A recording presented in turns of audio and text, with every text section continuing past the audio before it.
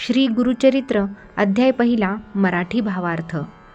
सर्व ग्रंथकारांच्या पद्धतीनुसार ग्रंथकर्ता सरस्वती गंगाधर यांनी ग्रंथाच्या पहिल्या अध्यायात ग्रंथ निर्विघ्नपणे सिद्धीस जाण्यासाठी सर्व देवता साधुसंत आपले पूर्वज व गुरुजनांना वंदन करून त्यांचे आशीर्वाद घेतले आहेत। ग्रंथकाराने श्री गणेश, श्री सरस्वती तसेच ब्रह्मा, विष्णू, महेश, त्रयी, इतर सर्व देव, सिद्धी, यक्ष, किन्नर, ऋषीश्वर इत्यादींना नमन केले आहे। तसेच श्री नरसिंह सरस्वती यांची आज्ञा झाली म्हणून हा ग्रंथ लिहिला आहे।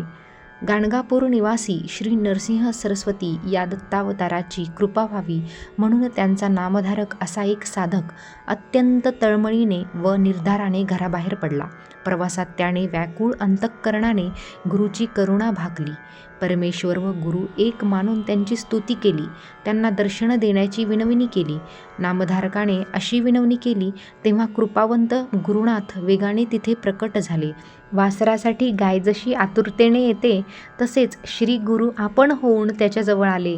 गुरुमुनी येताच नामधारकाने त्यांच्या चरणयुगुलांवरती मस्तक ठेवून त्यांना वंदन केले, त्यांना आपल्या हृदय मंदिरात स्थान दिले। त्याचप्रमाणे त्यांची षोडशोपचारे पूजाही केली। श्री स्वामी समर्थ।